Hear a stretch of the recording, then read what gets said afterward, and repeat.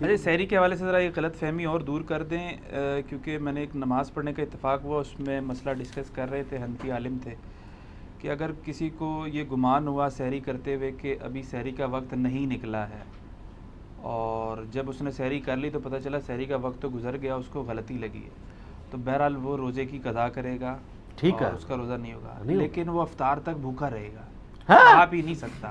کیوں؟ یہی ہے نا کہ نہیں کھا پی سکتا، اسی لیے وجہ جب روزے ہی نہیں ہے۔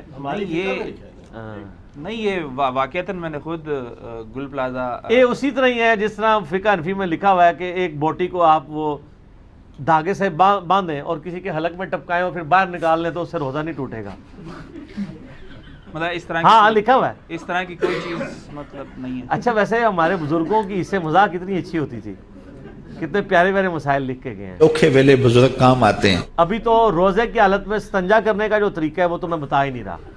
اے لطیفہ عرض کیا ہے عثمان بھائی مرکز رولی لاہور سے، استنجا کرنے کی کوئی احتیاط ہے کیا روزہ دار کے لیے؟ اس کے اندر یہ ہے کہ مبالغہ کرنے سے منع کیا گیا ہے، اور احتیاط یہ ہے کہ روزے کی حالت میں سانس زیادہ نہ لے، ٹھیک ہے، جب استنجا کر رہا ہوں، ہاں، اور تھوڑا سمٹ کے بیٹھے، ٹھیک ہے، زیادہ پھیل کے نہ بیٹھے کہ بعض اوقات پانی جو ہے وہ اس کے معدے تک پہنچ سکتا ہے جس سے روزہ ٹوٹ جائے گا۔ ٹھیک ہے، تو اس میں یہ کچھ احتیاط ضروری ہے، سانس زیادہ نہ لیا جائے جب استنجا کر رہے ہوں۔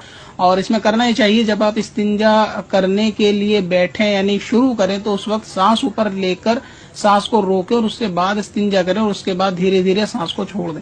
مگر یہ کہ لیٹرنگ دھوتے وقت اگر کوئی بہت زیادہ اوپر کو سانس کھینچے گا تو ایسی صورت میں پانی اندر جانے کا اندیشہ رہتا ہے جس سے روزہ فاسد ہو جائے۔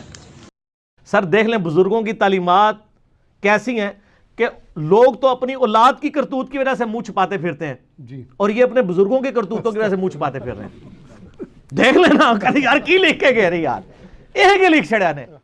مگر ہر شخص کا ایسا ہو ایسا نہیں ہے، 1000 میں سے شاید 1-2 معاملے ایسے ہوتے ہوں گے، شاید ہی، وہ بھی کنفرم نہیں ہے، لیکن عموماً ایسا نہیں ہوتا۔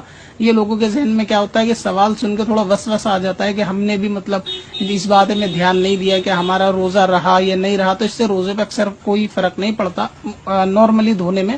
تو اس بات کا خیال رکھیں کہ زیادہ اوپر سانس نہ چڑھائیں بلکہ سانس روکیں اور نیچے کو چھوڑیں، اور نہ ہی زیادہ زور لگا کر لیٹرنگ کو دھونے کی کوشش کریں کہ اگر پیخانے کا مقام باہر آئے گا اور اس میں پانی اس پہ لگ کر پانی اندر چلا جائے گا تو ایسی صورت میں بھی روزہ جانے کا اندیشہ ہے۔ ہمارے بزرگوں کو یہ بھی نہیں پتا تھا کہ انڈر گریوٹی چیزیں نیچے آتی ہیں یا اوپر چڑھتی ہیں۔ نیوٹنز لا جو گریوٹی ہے وہ بھی ان کو نہیں پتا تھا۔ تیرا باپ یہاں دین لے کے آیا تھا، وہی آیا تھا غزنی سے لے کے، یہاں شجر اسلام تیرے دادے نے نہیں بویا، بابے نے بویا۔ اچھا تسی دس دو کس واسطے ایسا نہ میں دساں گا وہ کام بھی انہوں نے صحیح نہیں کیتا۔ دین واسطے آئے نا، کیڑا دین؟ اب انجینئر مرزا محمد علی کو کیا پتا بابا ہوتا کیا ہے، اس کو کیا پتا بابا ہوتا کیا ہے۔ اچھا سر میرے سے زیادہ کسی کو نہیں پتا آپ کے بابے کون ہیں، آپ کے بابوں کو بھی پتا نہیں تھا کہ وہ کیا تھے۔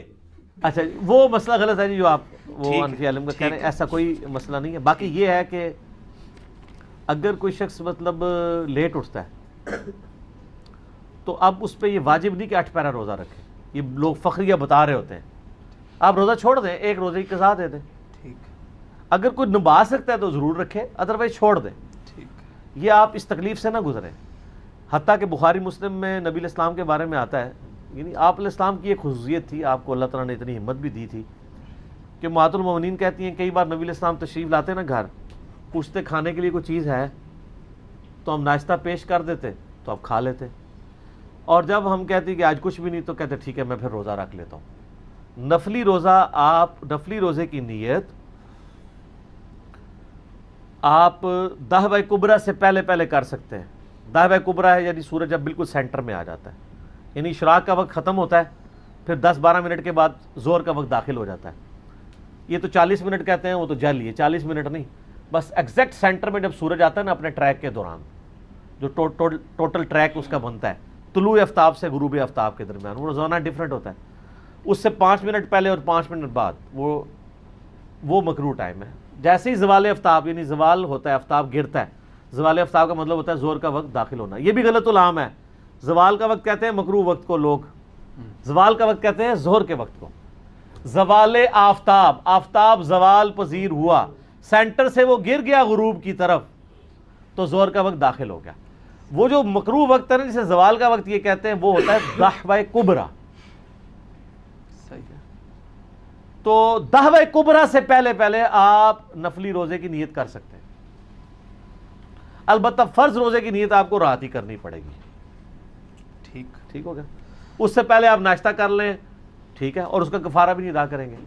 نبی علیہ السلام بھی کر لیا کرتے تھے, جب ہوتا تھا ناشتہ کر لیتے تھے. اور کئی بار ایسا ہوا ہے کہ آپ نے روزہ رکھا ہے تو بعد میں کسی نے ناشتہ بھیج دیا تو آپ فرمایا ہم افطار کر لیتے. ٹھیک ہے. ویسے آپ کے بزرگ تو پتہ نہیں کتنے سال مسلسل روزے رکھتے رہے. یہ گناہ ہے, پتہ ہے آپ کو. نبی علیہ السلام کی حدیث ہے بخاری اور مسلم میں, جس نے روزانہ روزہ رکھا وہ ایسا ہے گویا اس نے روزہ رکھا ہی نہیں. جی یہ دین ہے جو آپ کافروں کو پیش کریں گے, اور باقی دوسرے دین جو ہیں وہ آپ دیکھ لیں مارکیٹ میں کتنے عام ہیں.